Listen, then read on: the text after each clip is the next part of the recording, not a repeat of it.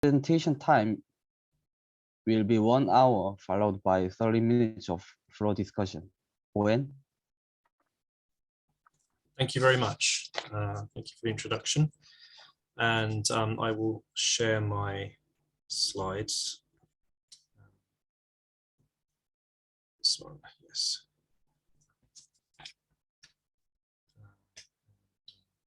It's full screen.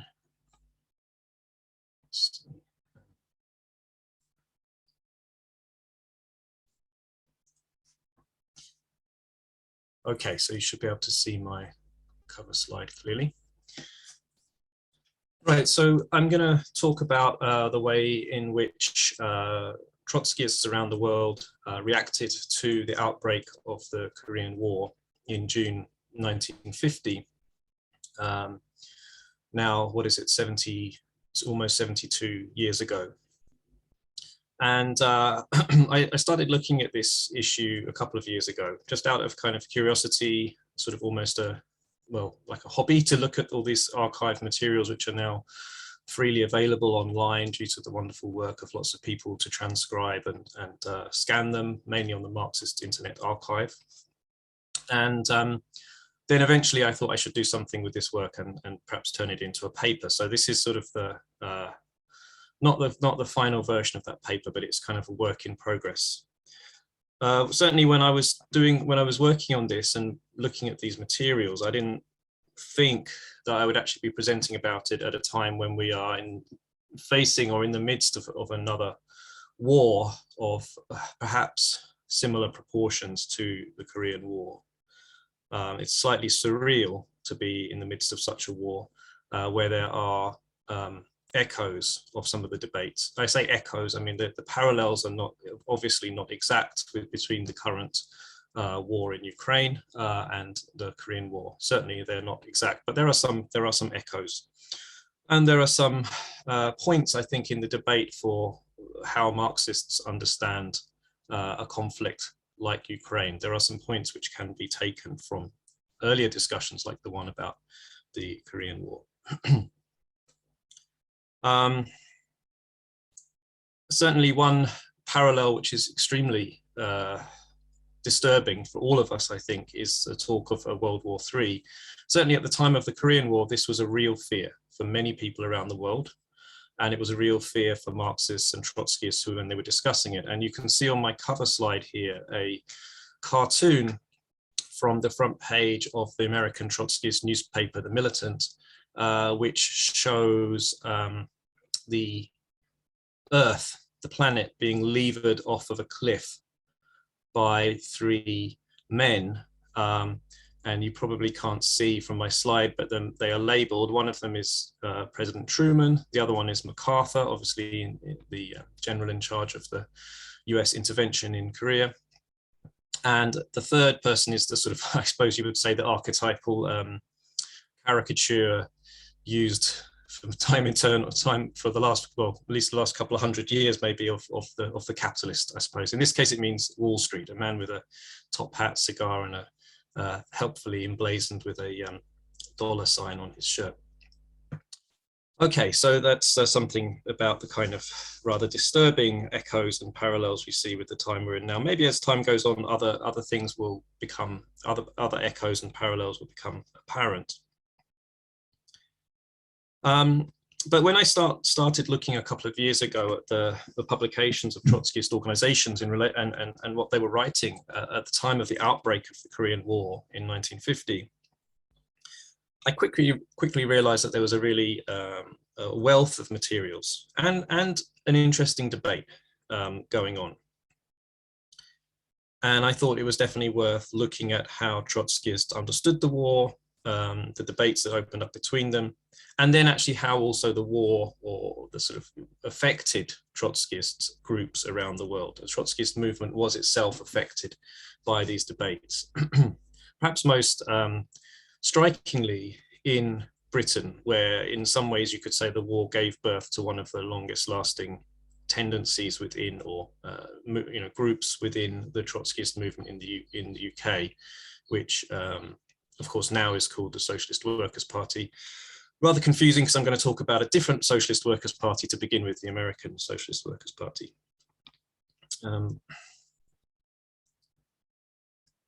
So this is the outline of what I'm going to talk about.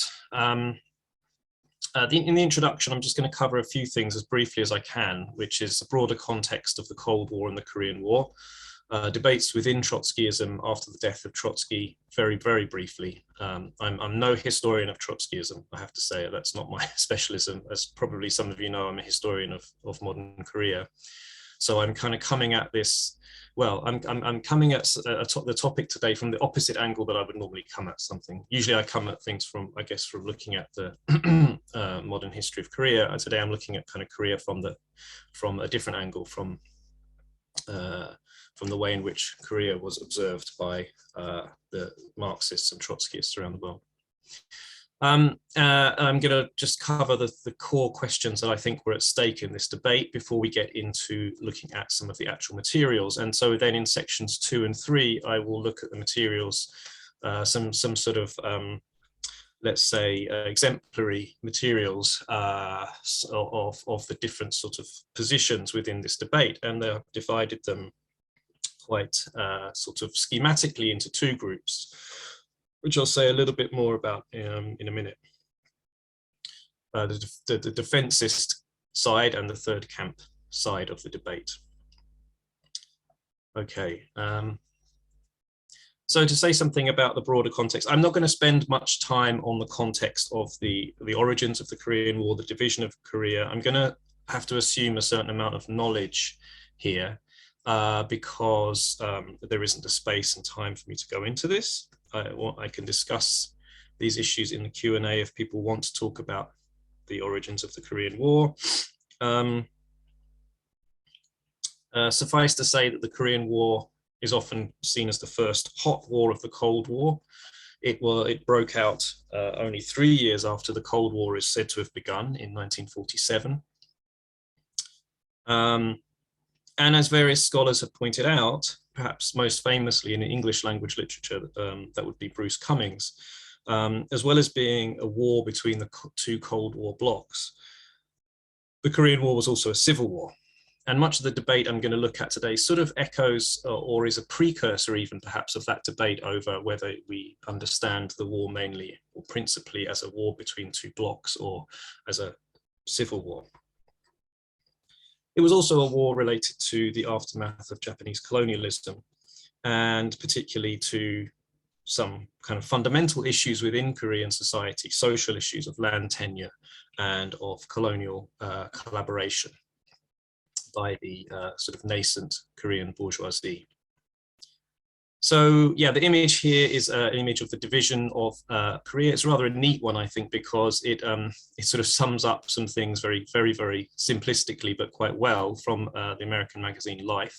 And it shows the population in the north, the population in the south. And it also rather neatly shows you a rice bowl in the south and a factory in the north, which is sort of more or less a kind of representation of the fact that much of the heavy industry was in North Korea and much of the agricultural production was in South Korea, which shows also the kind of arbitrary nature of the division and the way in which it was crippling to the Korean economy as a whole, in the sense that it divided it along these kind of nonsensical lines. Oh, my image seems to have disappeared here.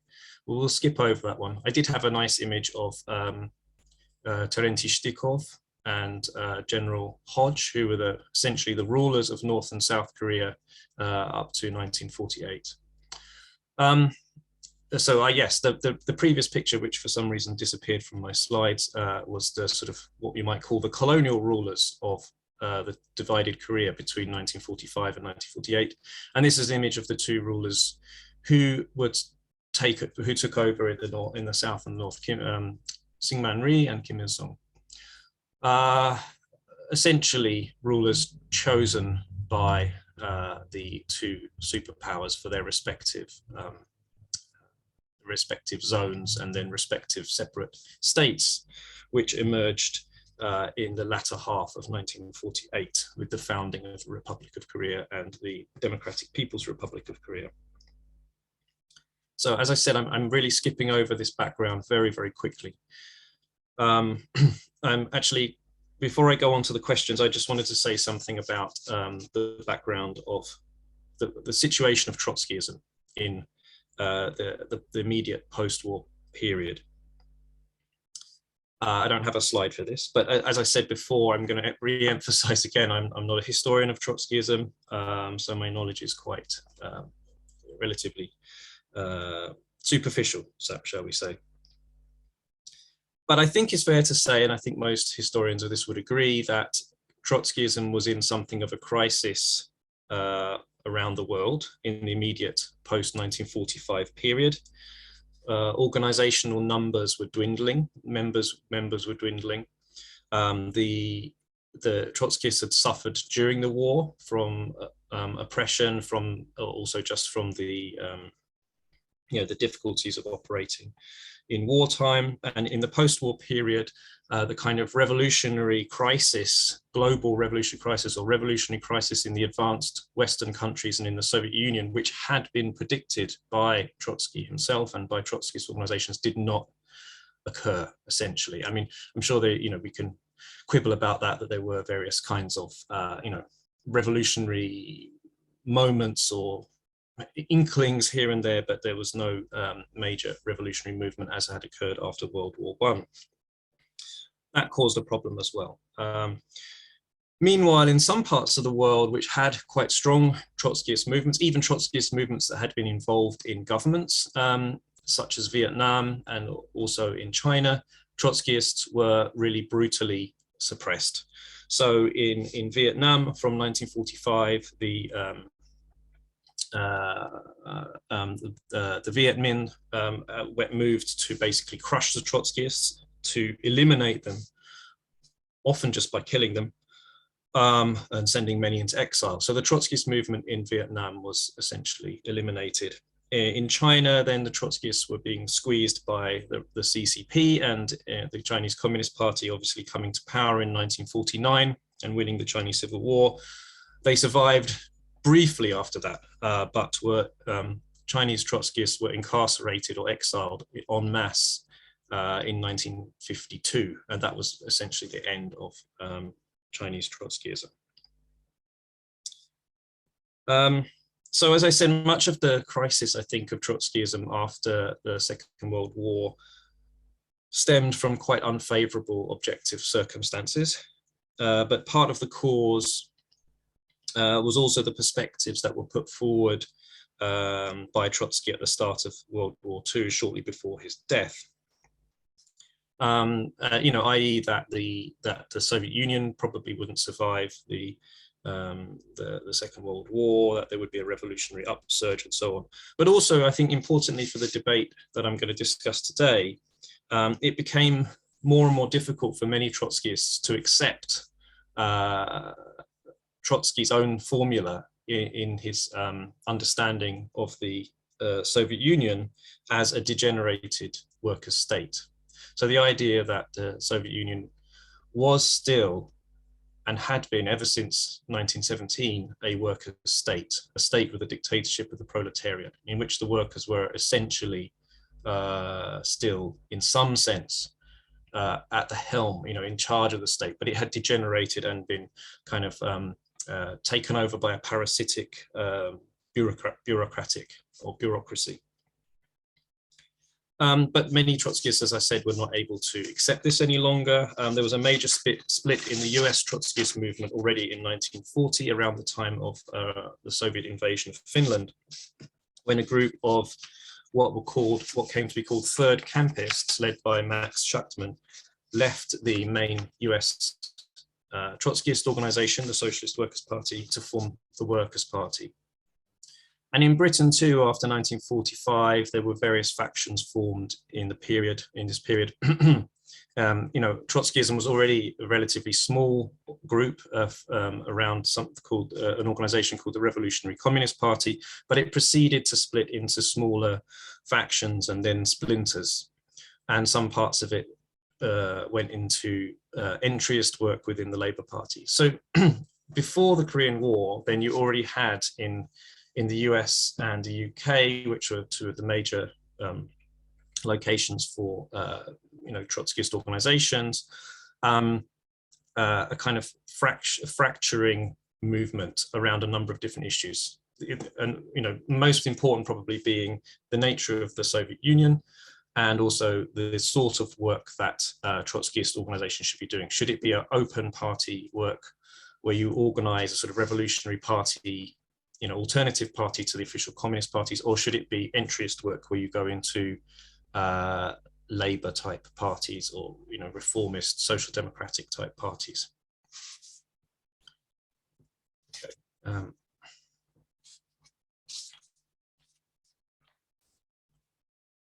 So the questions that I think are the key questions at stake in the debate on the Korean War, to prepare us a bit for some of the materials that I'm going to introduce.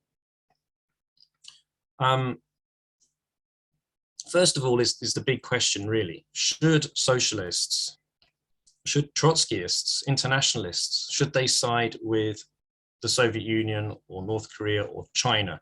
Of course, in the case of the Korean War, it sometimes could be quite unclear exactly who was the real actor in the Korean War.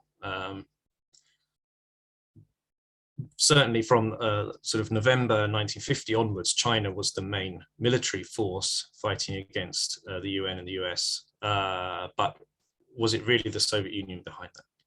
So which side, should or not which side, but should socialists take that side? The subsidiary questions to this, I think the main ones were what was the nature of the Soviet Union? Again, this was already an issue being discussed by Trotskyists in quite a lot of depth by the time of the Korean War. Primarily, could it be considered an imperialist power? And this was related to the question of whether the Soviet Union could be considered as a capitalist country, as the theorists of state capitalism claimed that it was a capitalist country. If you could define it as a capitalist country, then you could define it as an imperialist country. Although it's certainly possible, probably, I think there were some, such as the Shachtmanites, who didn't see it as a capitalist country, but still saw it as an imperialist country. The second question, or rather third question I put here, is what was the nature of North Korea? What was the nature of China? Were they Soviet satellites? Were they puppets doing the bidding of the Soviet Union? Or were they governments of national liberation that were allied with the Soviet Union because their interests aligned at that particular time? Fourth question, what was the character of the relationship between the Soviet Union and North Korea and the Soviet Union and China? So that relates directly to the previous question. If you saw them as puppet governments, then obviously the relationship was one of a kind of, well, master and, master and subordinate, let's say. That the Soviet Union was calling the shots, essentially telling Kim Il-sung, telling Mao Zedong, Peng Dehuai what to do. And finally, then, the final question I've put here is what sort of war was the Korean War? Again, this relates to debates that have continued to go on, not just within Trotskyist circles, but all, throughout the historiography of the Korean War as well. What sort of war was it? Was it a civil war, a social revolutionary war to complete the decolonization of Korea, to complete the, whatever revolution you want to choose? You could say it was to complete the bourgeois revolution. You could also say it's a permanent revolution to move on to socialist revolution. So was it a civil war, a revolutionary war? Or was it an inter-imperialist war, a war between two blocs? As I said earlier, I'm dividing the groups that I'm looking at here into quite simple two divisions. On the one hand, the defensists, who believed in the need to defend the Soviet Union against US imperialism, and on the other hand, the third campists, such as the Shachtmanites in the US and the state capitalist theorists, people around Tony Cliff in Britain, and some others as well, which I'll look at, like the Poom from Spain and Socialism ou Barbarie in France. Having said that, I think one of the things I want to show actually is that the lines were not quite as fixed as that, not quite as fixed as two straightforward camps within global Trotskyism. There's some more nuanced and complex positions, and there's also definitely some internal controversy going on within the organizations as well. One thing I would add is that there are no Korean voices in this paper that I'm presenting. It would be wonderful to have materials written by Korean Trotskyists at the time of the Korean War. And although, as I was mentioning with Professor Jeong at the beginning, I have been looking at a possible Korean Trotskyist organization in 1946, 1947, which I do think existed in some form or other. There is no evidence that they still existed at the time of the Korean War 3 years later. And certainly no Korean Trotskyist writings have come to light from the time of the Korean War. I would also like to say that I put global in the title of this paper because I wanted to emphasize that the Trotskyist movement at this time was a global movement. It was not a movement just of advanced Western countries or the global North. However, I haven't yet been able to really integrate and include in this paper work on Trotskyists in China, India, Sri Lanka, or South American countries, although I will mention them briefly, but that's something I will do, and I hope to do in the future. Okay, so to start with, the main sort of what you might call orthodox or defensist organization of Trotskyists in the US, the Socialist Workers' Party. They published this newspaper, The Militant. In fact, they still publish this newspaper, The Militant, as far as I know. It must be the longest running Trotskyist newspaper. I think it began in the late 20s and still continues to date, maybe almost 100 years old, which, well, whatever you think of its content, that's, I guess, is something of an achievement.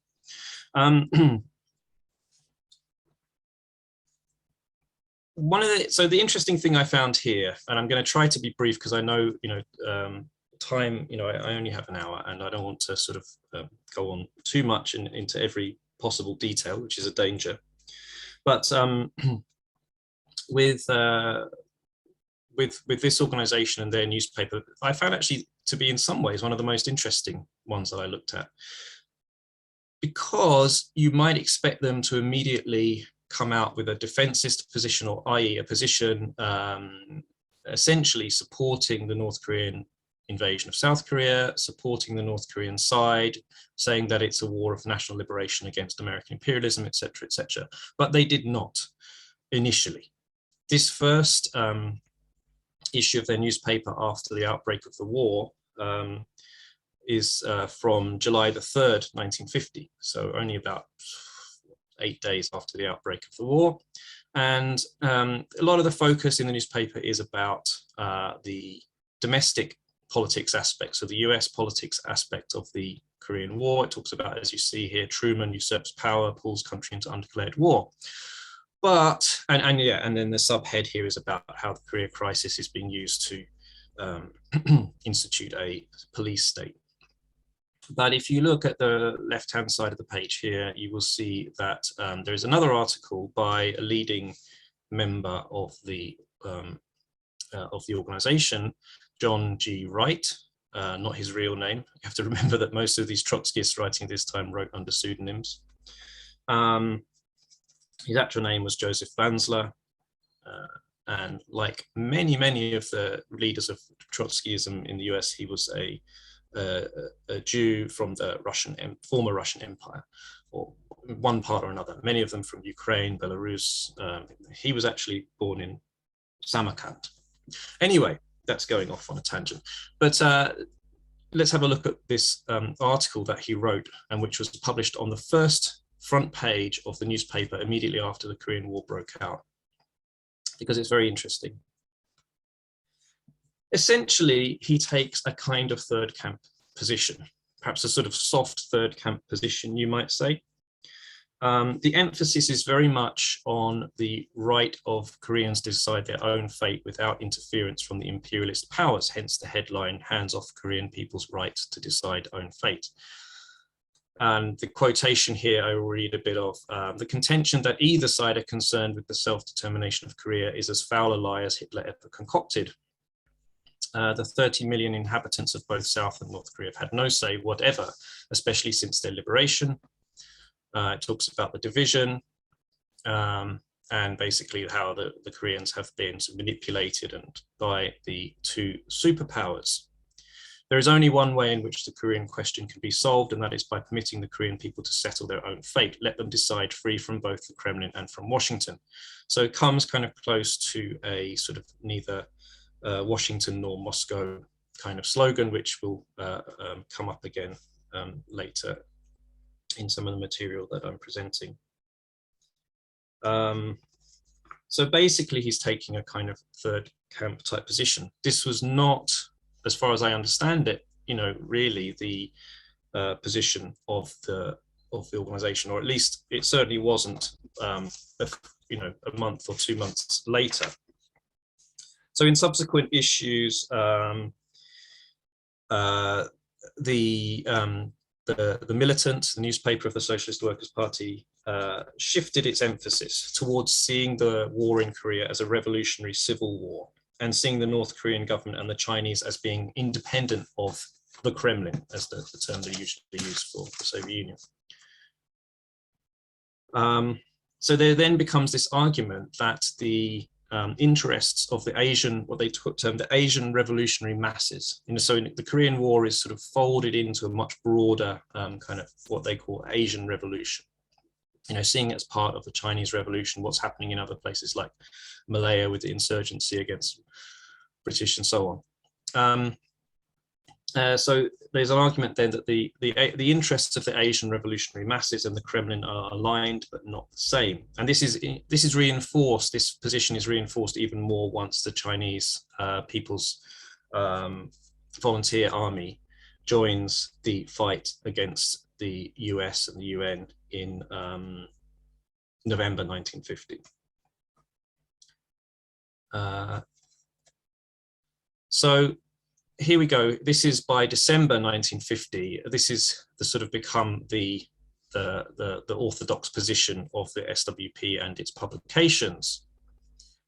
And so you see here under this this article by George Brightman, another leading member of the organization, he writes, "In other words, the overwhelming evidence is that the Chinese government is an independent power and not a mere vassal or puppet. Where it acts in concert with the Kremlin, it does so as a partner." And again, he makes this point about their interests being aligned, but their objectives are not the same. So this has become the line of the SWP by this point. Rather than a conflict between two superpowers, which was what was emphasized in John G. Wright's front page editorial in July 1950, it's now a conflict between imperialists on one, this is a quotation, "the imperialists on one side, the oppressed majority of mankind on the other." That was from a piece by Joseph Andrews in the December 25th edition of the Militant in 1950. Now, presumably this shift within the SWP had, reflects some sort of underlying debate, controversy, confusion that was going on in the first months of the Korean War. I have not discovered exactly what the sort of dimensions of that debate were. I suspect maybe it's possible to find out. I have to delve a bit into some of the work on the history of the American Trotskyist movement that has been done in recent years, or perhaps into the primary sources that can be found in some US archives. So to move on to look at the situation in Britain, is much more clear cut actually in Britain. This newspaper, Socialist Outlook, was the newspaper of the sort of main Trotskyist organization or sub-organization called The Club, which was run by Jerry Healy, kind of rather infamous leader of British Trotskyism, later the leader of the WRP, and I think maybe people know about the scandals associated with him, but already at this stage he was a rather autocratic and cultish sort of leader. Anyway, he was the leader of this organization, the Club, which was an entryist organization. It was essentially a secret organization within the Labour Party, but it published this newspaper, Socialist Outlook, under its other sort of front organization called the Socialist Fellowship, in which it was allied with left-wing Labour MPs, sort of Stalinist-leaning Labour MPs or left reformist Labour MPs. They published a supplement, special supplement on the Korean War on July the 4th, 1950, and they immediately took the line that this was an anti-colonial war, a revolutionary struggle against American imperialism, immediately, without hesitation, unlike the Socialist Workers' Party in the US. It is unequivocally supportive of the North Korean side in the Korean War. With the headline, a victory for the colonial people is a victory for peace.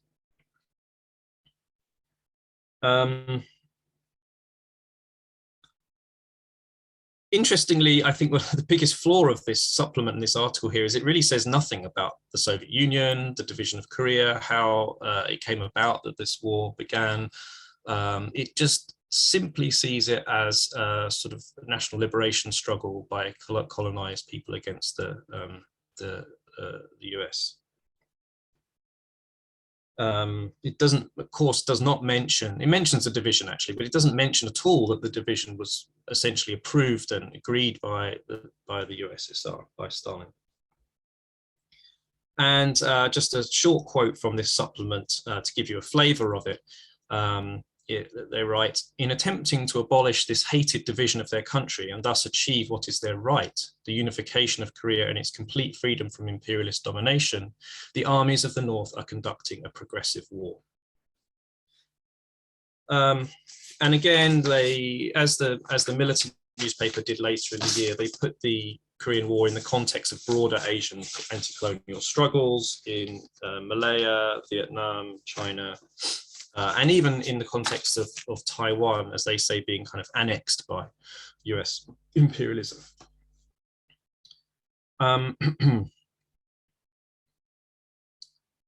There's certainly more published in their newspaper that I could comment on, but I don't have time here, so I will skip over that for now, but it's something for later on.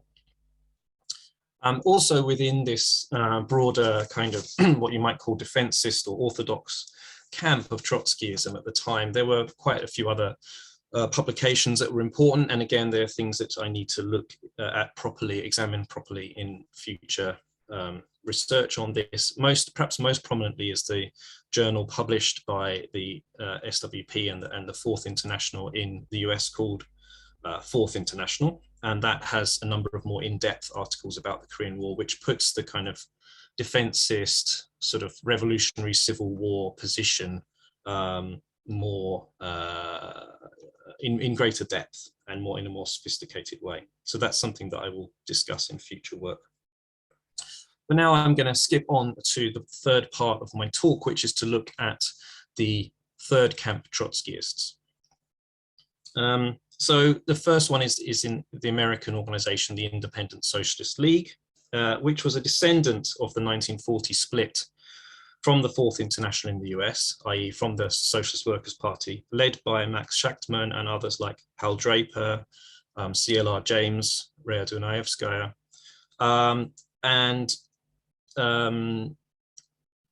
That organization was now called the Independent Socialist League, and had not fared particularly well, I believe. Its numbers had not grown. It had suffered further splits, for example, with CLR James and Rhea Dunayevskaya. But it still published a newspaper called Labour Action at this time. And you'll see the contrast with the British Trotskyist organization, the Club, and their newspaper, Socialist Outlook, could not be more stark, really. They unequivocal their newspaper is unequivocal in immediately identifying this as an inter-imperialist conflict. And their July the 3rd, 1950 front page is headlined, "The only war aim on both sides in Korea, which imperialist power will control Asia?" So you can see immediately they're unequivocal in characterizing the Soviet Union as an imperialist power on the same kind of level as the United States. So I'll quote a little bit from this. "In this war, there is no question at stake of the right to unification or self-determination of the Korean people. The only issues at stake are, shall the power of Stalin's totalitarian state extend itself over the whole of the Korean peninsula and subject to its rule the whole Korean people, or shall the United States government retain a strategic foothold in Korea as a bastion essential to its Japanese staging area for World War III in Asia? Every consistent Democrat in the world should and must condemn the ruthless invasion, but no real Democrat and certainly no socialist could find any force in South Korea to support in resistance to the invasion." So they do very much take this kind of plague on both houses. There is no side to support in this kind of position. And you could say it's not dissimilar to the position taken in that first editorial in the Militant by John G. Wright, although you can see this is a much stronger third camp position, and there's some of the language here I think can be seen as being quite Shachtmanite, and the use of things like Stalin's totalitarian state and so on. Okay, the next group I'm going to look at is in Britain, and this is the Socialist Review group, and this I guess is probably I can say the only group which sort of emerged actually out of the debate over the Korean War, although to say that it was this organization was created solely by the Korean War would be wrong, because there had been a sort of faction of people who argued for state capitalism theory around Tony Cliff. Originally his name was Igor Buchstein. There had been a faction of people around him already within the broader sort of RCP and the club and so on, but it was the Korean War that really forced the break and the creation of a new organization called the Socialist Review Group, later to become the International Socialists, later to become the Socialist Workers' Party in Britain, which of course we know still exists and is still a relatively major organization on the radical left in the UK. So how did this come about? I've reproduced here an image of this kind of internal letter, or rather open letter, to the members of the club, in which this sort of state capitalist faction stake out their position and say why they can't any longer work within Jerry Healy's organization, entryist organization, or sort of secret entryist organization. And basically what has happened is that they have taken very much a third camp position on the Korean War. They have taken it, fairly publicly, and that was not acceptable to the leadership of the club, to Jerry Healy, and that led to expulsions. Now, it's quite possible, I guess, that this was a very good pretext for Jerry Healy to expel the people that he didn't like in the organization. So whether or not it was really sort of deeply held beliefs about the Korean War is another matter, but as it says here, one of the key events was the expulsion of this comrade PD, a man called Percy Downey, who was expelled for taking a public position, or taking a position actually, I think, in a trade union resolution, criticizing, or rather taking a kind of third camp position very different from the Socialist Outlook one. And as they say in this letter, the position was very similar to the one taken by John G. Wright on the front page of the Militant. And the position was opposing both the Russian puppet government of North Korea and the American puppet government of South Korea. So, as I said, this led then in, this letter was from September. This led to the formation of a new organization, the sort of embryo of later IS organizations, and of course even the IS tendency which exists around the world. They also began publishing a journal, Socialist Review, in November 1950. And in the first issue of that, Tony Cliff, the leading figure, published an article under the name R. Tennant, which doesn't really, actually only really mentions the Korean War very much in passing, but it's called The Struggle of the Powers. So it's really about the new era of inter-imperialist rivalry between the USSR and the United States.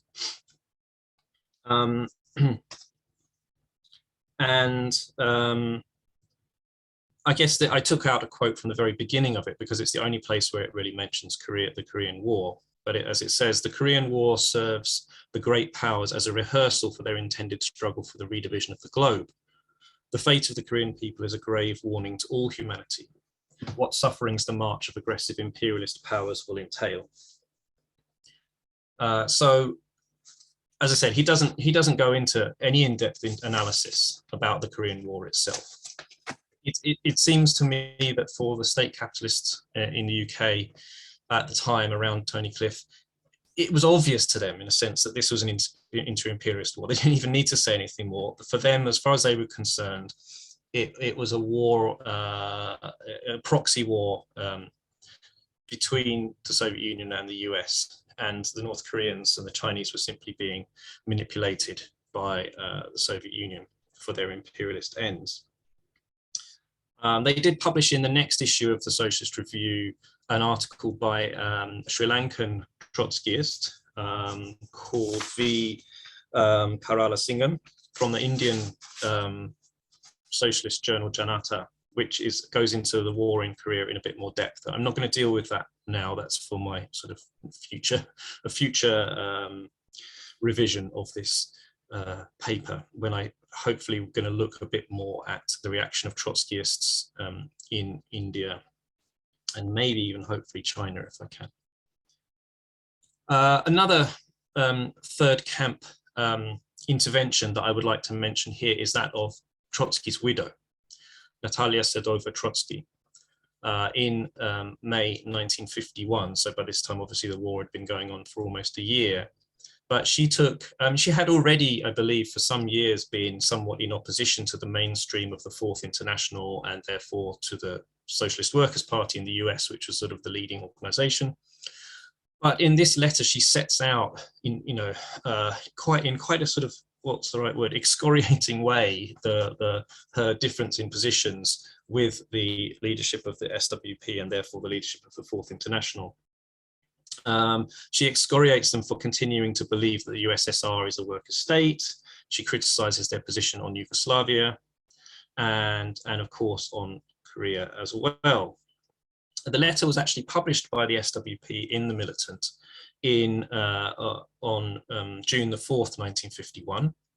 But alongside a much larger response. So if it's interesting, if you see the full page of this, maybe I should have put it on a slide, but you see the full page.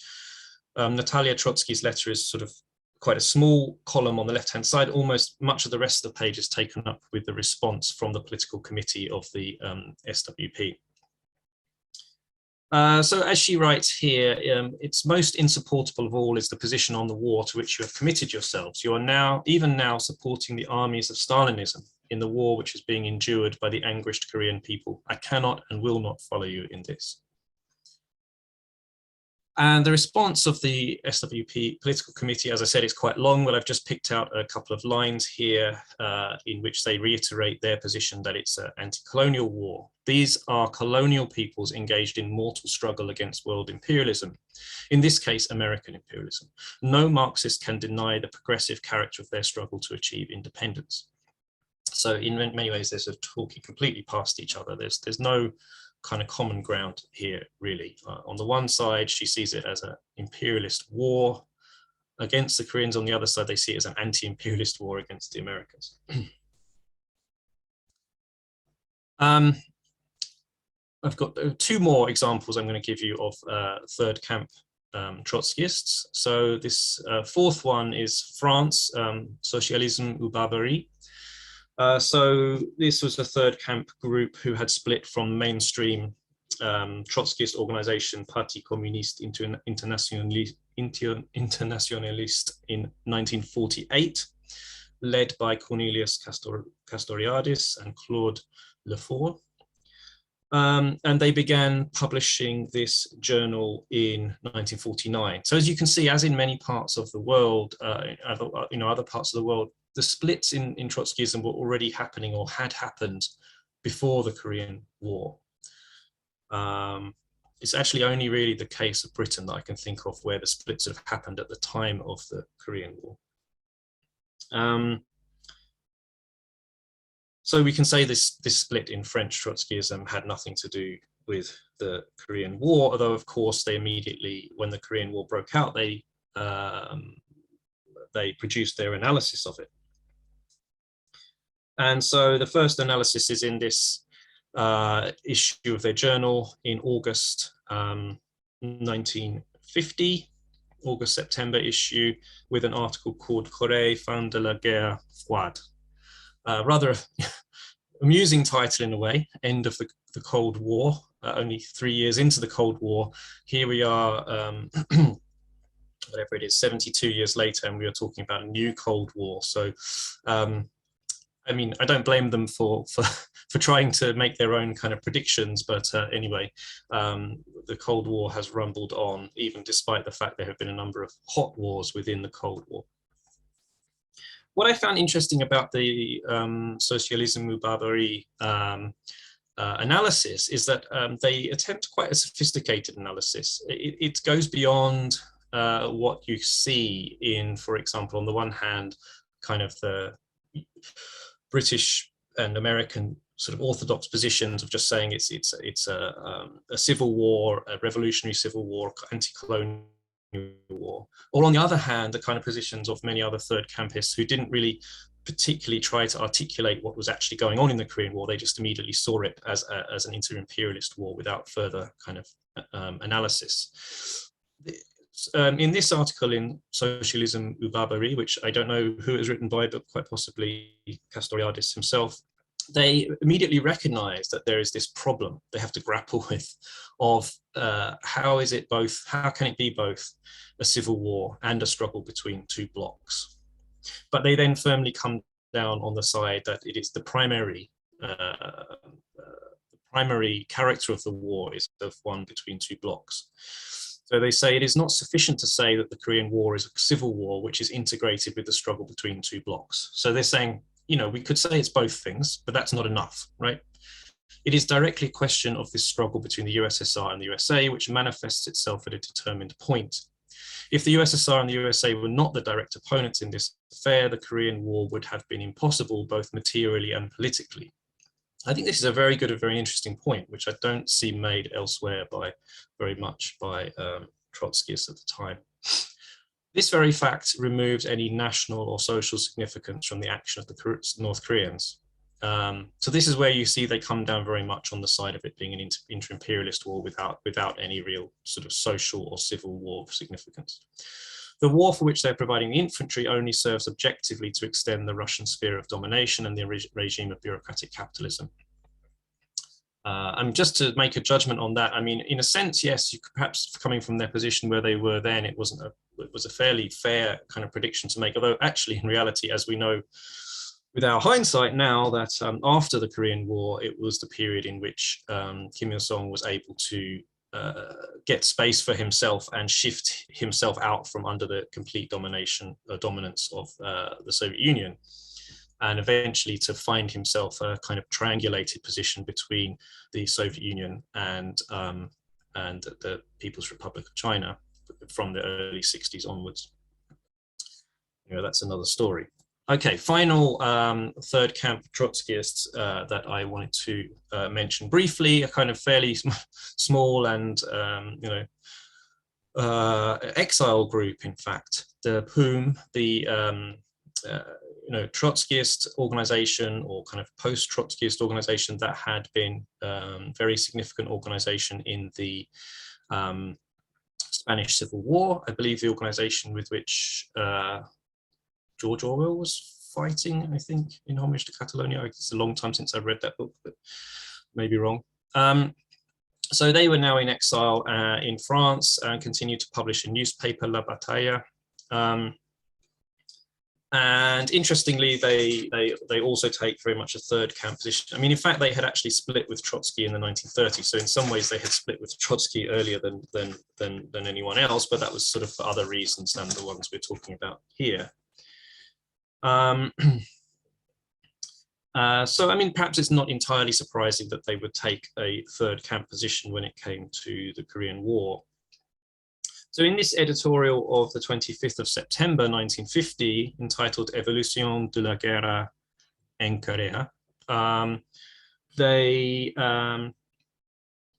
basically argue again that this is a war between two imperialist blocs. Needless to say, however, that neither Kim Il-sung, it's written here Kim Il-sen, you often find in materials from this period that they use the Russian, kind of Russified transliteration of Kim Il-sung's name. But neither Kim Il-sen nor Syngman Rhee will decide on the immediate future of the Korean people. In this war, Washington and Moscow face each other. Its final outcome is linked to the evolution of relations between the two great powers fighting for world hegemony. The forces in the world that have neither approved the Stalinist military attack nor the North American intervention will have to tackle new tasks, mainly the fight for new unity, for freedom, and for real independence of the Korean people. And then they finish with the slogan, neither Syngman Rhee nor Kim Il-sen, neither Washington nor Moscow. So interestingly, the same slogan that was adopted by the International Socialists, or the Socialist Review Group and International Socialists in Britain. As I've said a couple of times already, I want to go further into some other materials which are slightly more difficult to find as the one from Trotskyists. Well, more difficult to find, more difficult to read potentially as well, from Trotskyists in other parts of the world, such as India, Sri Lanka, China, South America. But that's something that's for future research. So I'm coming towards the end. I think I've managed to keep fairly good time because it's still have some minutes before we get to the hour point. I don't have a fully fledged set of conclusions to finish with. So as I said, it's a work in progress. I'd like to make some observations. I'd like to return to these questions that I put at the beginning. Perhaps we can just discuss the questions that I put at the beginning rather than me trying to sort of recap everything that I've said. But just a few kind of observations that I would like to make from my general reading of these materials. One thing is, I think it's quite important to note that the actual knowledge of the situation in Korea and its recent history among Trotskyists around the world was quite uneven, right? I mean, there were some Trotskyists who wrote about Korea with some knowledge and knew what had been going on, since liberation in 1945, and there were others who just sort of didn't seem to know much and kind of imposed their own framework on it. It's also a case that the debates around over the Korean War in Trotskyist circles were bound up with a number of pre-existing debates. Obviously, there's the one of defensism, i.e. defense of the Soviet Union, versus third campism, i.e. there's no support for the Soviet Union or US. That was one debate. Another debate, as I said at the beginning, was that between those who saw the USSR as a degenerated worker state and those who saw it as state capitalist, or in the case of Shachtman, a bureaucratic collectivist, I believe, society. There were a number of debates among Trotskyists about how to operate as organizations, whether as open parties or entryist parties.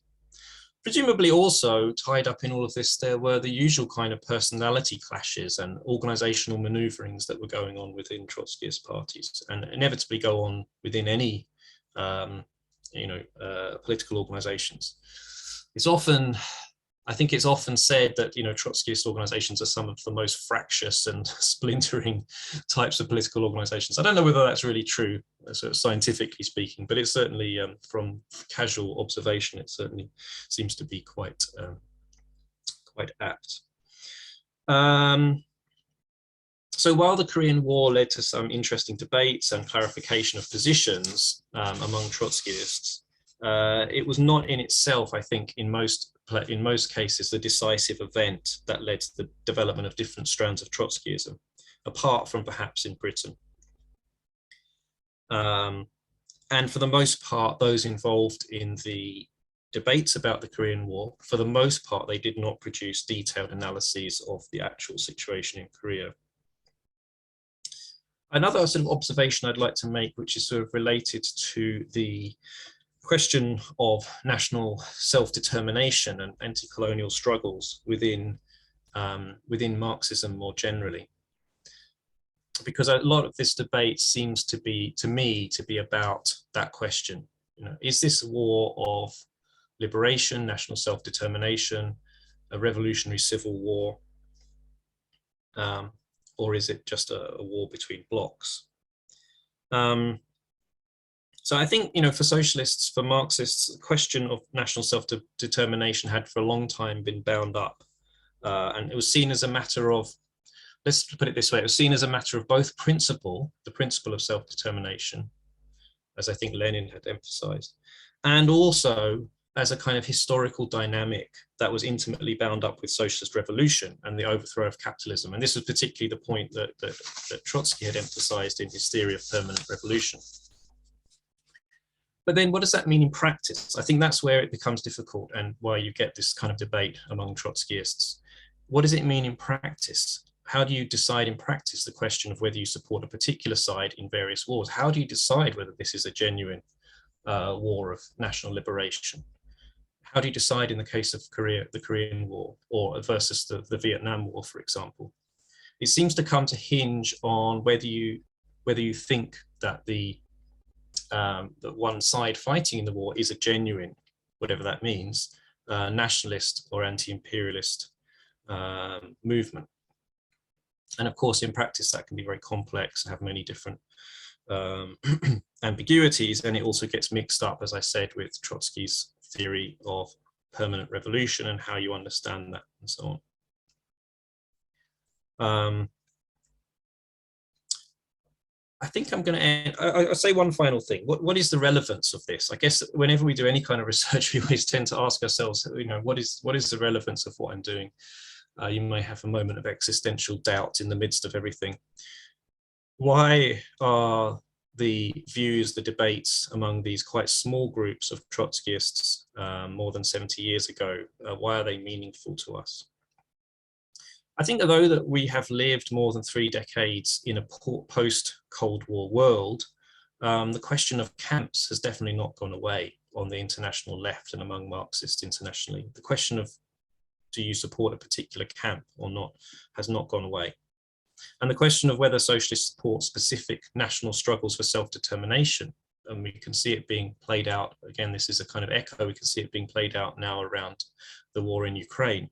That question of whether socialists, Marxists support specific national struggles for self-determination, again, has not gone away, even now, more than 70 years after the Korean War. So I will end there and hopefully we can have some discussion. Thanks very much for listening.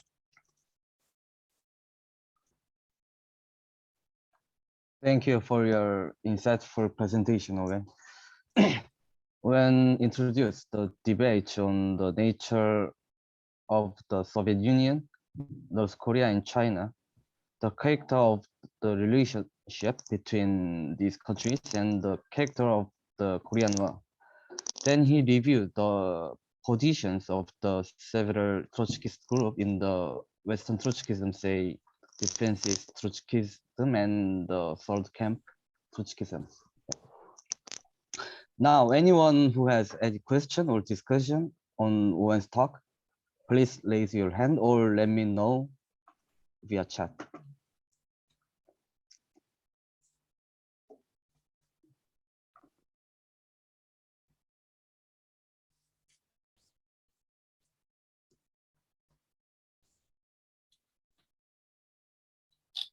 Shall I close my slides, or do people want me to leave them visible?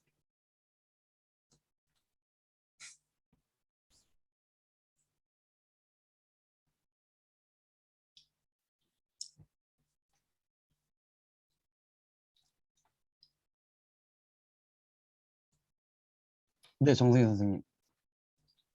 Owen, thank you very much. Thank you very much. Yeah, really, it's a wonderful, wonderful presentations. Yes, your presentations is really great. It's really novel, and it's also it's based on it's a very difficult, it's a very sophisticated archive or research. Yeah, you found it's really so new materials on the issue of Trotskyism and the Korean War. Yeah, I learned very much. Yeah, and I really expect your final version of the paper. And so I have some little questions. So my question is about the origin or the nature of the Korean War. It's argued by various Trotskyists then. So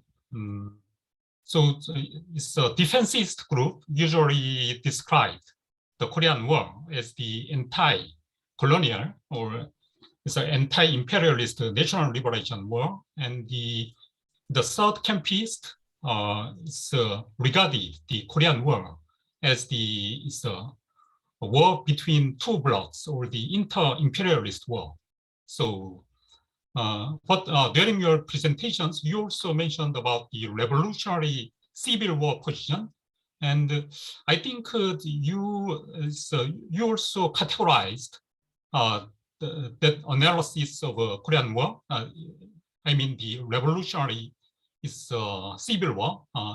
Actually, it's later is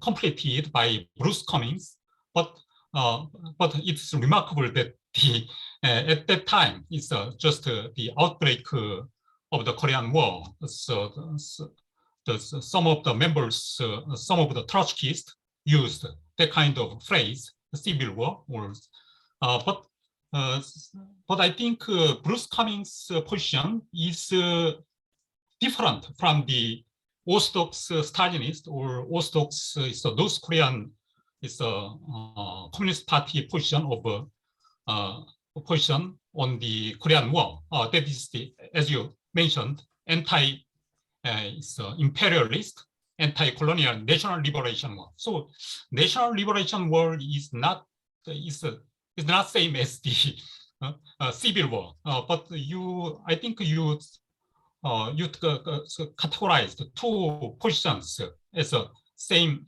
as not so much different positions, then linked it to the defensist position. But for my in my point of view, I don't think the civil war position may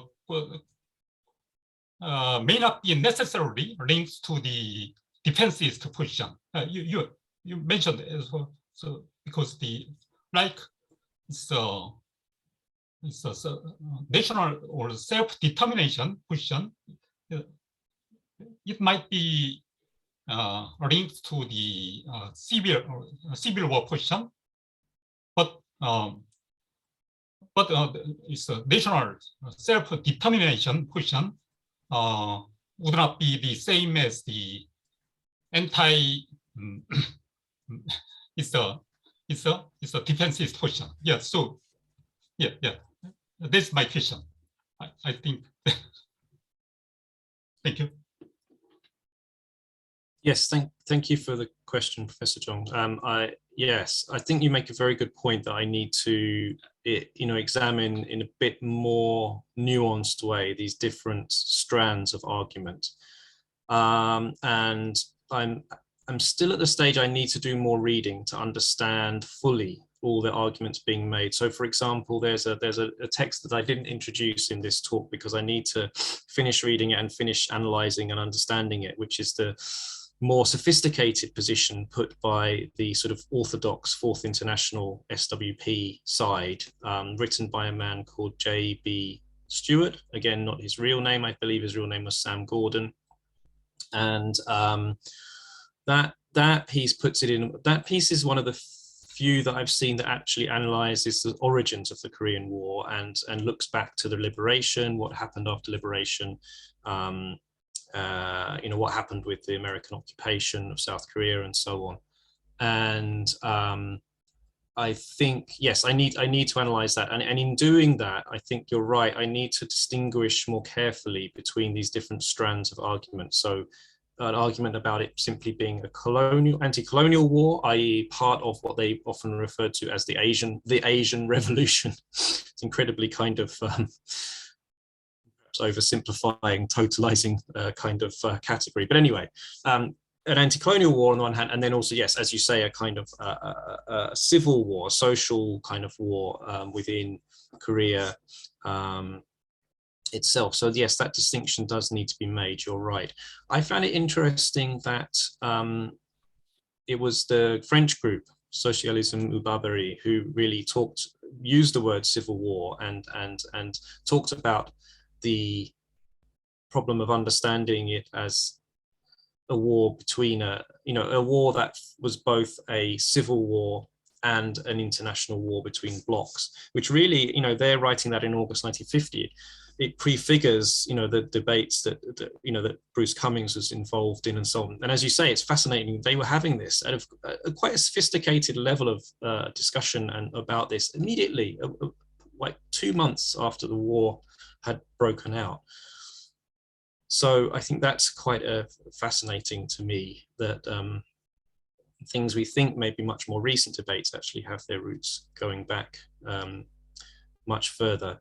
But yes, as you say, I think this distinction between anti-colonial war and civil war needs to be explored more, and to work out who was making which arguments. As far as I can see, most of the time, the sort of mainstream Fourth International Trotskyists were making the argument that it was an anti-colonial war. They were not particularly knowledgeable or interested, I guess, in what was going on internally within Korean society between, a social struggle or kind of, apart from, I guess, this article I just mentioned by J.B. Stewart in the Fourth International Journal. Thank you for your kind comments.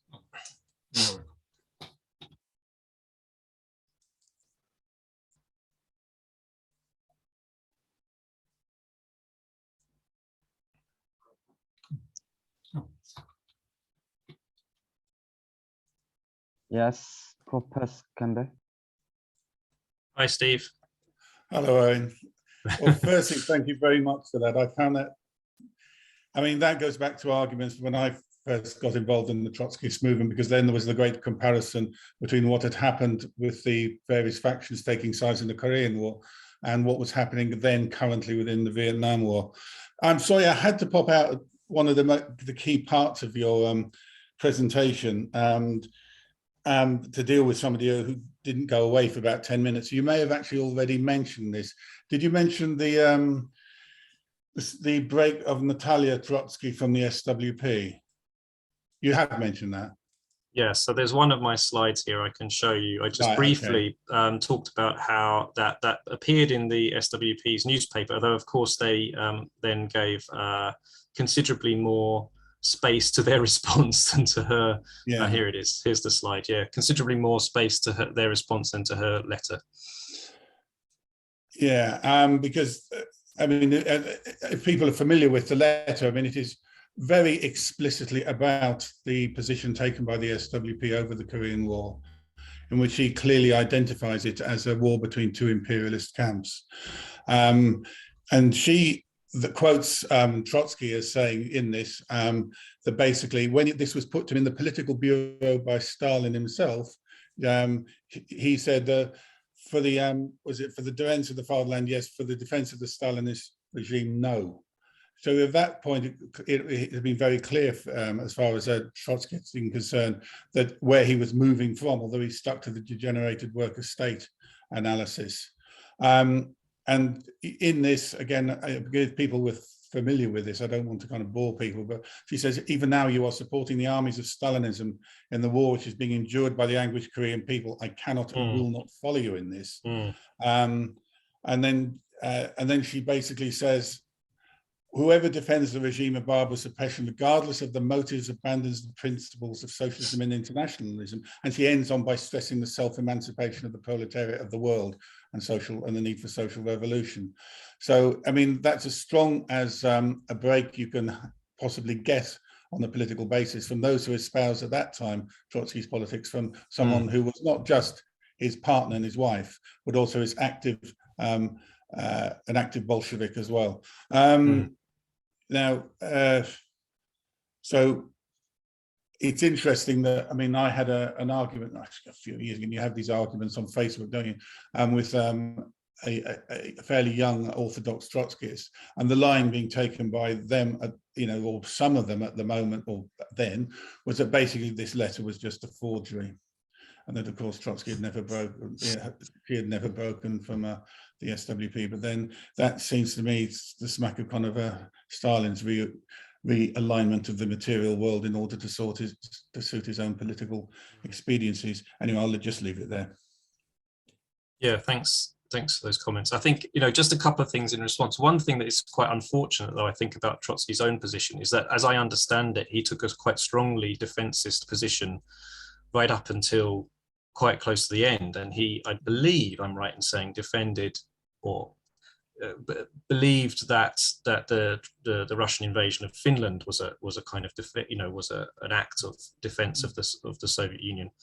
But interestingly, on the other side of the coin, the Fourth International itself had taken in, I mean, this is something I didn't mention in the talk, but they had taken a position in 1948 that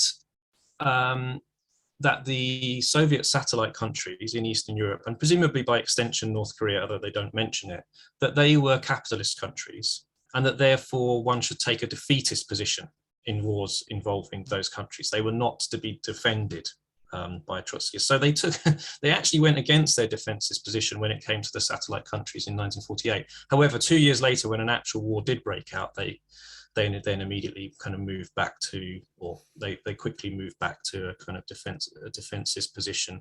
Yeah, on the basis, I guess, that these were sort of legitimate, you know, North Korea is a kind of legitimate colonial struggle.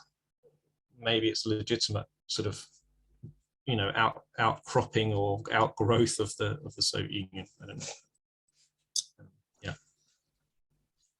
But certainly Natalya Trotsky's intervention must have been very powerful around the world, you know, for not just Trotskyists to see, but even people outside of the immediate Trotskyist camp. It must have been quite powerful for them to see his widow intervening in that way.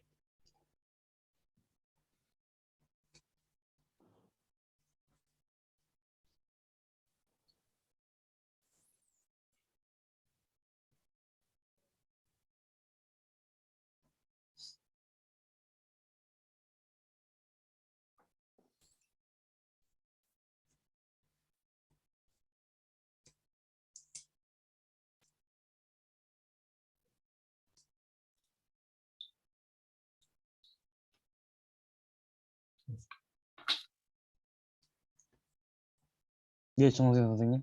Yeah. Owen, it's a little question. So it's about the word. About the word. It's defensist and the third camp. I think those words were from the debates.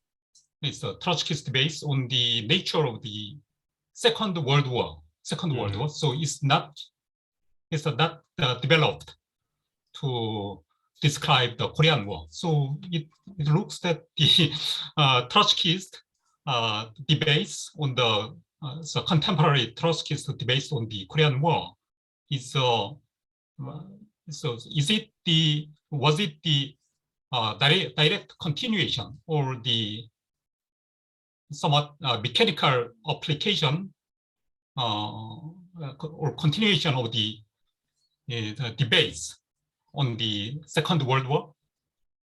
So, yeah, this is a quite I mean, there's an interesting question here about labels that one applies. I mean, I've used these labels sort of for convenience in want of anything else to use. They're both slightly obscure labels in a certain sense. As you say, the defenses thing comes from debates at the time of the Second World War, beginning of the Second World War, I guess invasion of Finland and things like that. But yeah, they're not really, as you say, terms which developed out of the time of the Korean War. Was it a continuation? Yeah, I'm not sure yet. I think I have to really look more carefully at it. But of course, circumstances had changed so substantially with really the expansion of Soviet power, of the power of the Soviet Union, you know, into Eastern Europe and into Asia, East Asia, that you're not really, you know, talking about a very, very different situation. And of course, with the emergence of the very clear Cold War two superpower, you know, two bloc system. Yes, those old debates, I think, were continuing in a way, but in other ways they were not, because the circumstances had changed so much. You had to grapple with this whole point that there were a whole series of countries that were now calling themselves also socialist or communist countries, which hadn't existed at that earlier time. And you had to grapple with the fact that there were the old imperial powers had basically disappeared off the scene, and then, you know, two relatively new powers had taken their place. So that was another big difference. So I'm just sort of thinking, I'm kind of improvising, thinking on my feet here, but that's my feeling about it. Yeah, I should perhaps just, you know, when I write up a final version of this, maybe we'll have to discuss a bit the origins of these terms and their application. Thank you.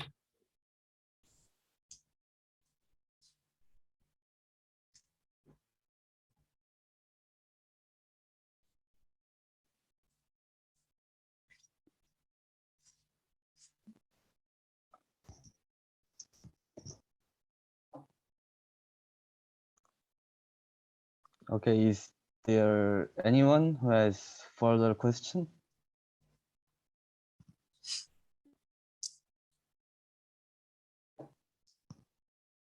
Hi, Gareth. Hello, Owen. I enjoyed your talk. Sorry, I don't have questions. I mean, That's okay. the other war, the links to the other war, and you know how one develops sort of formulae of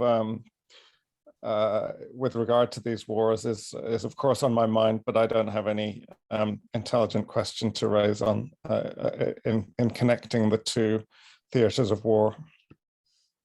That's fine. You're allowed not to ask a question.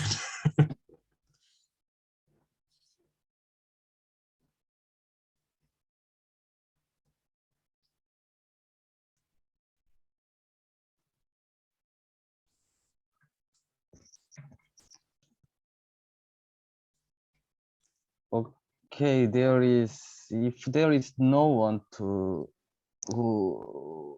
raise any debate or question, I think it's time to finish our talk. Thank you, Owen, and thank you all. The next talk will be made on March 16th at same time by Professor Hideto Akashi at Gomazawa University under the topic of digital competition and Marx's theory of self. I hope to see you all then. Thank you very much for hosting me, and yeah, we'll see you again at another talk. Thank you. Thank you. Thank you, everyone.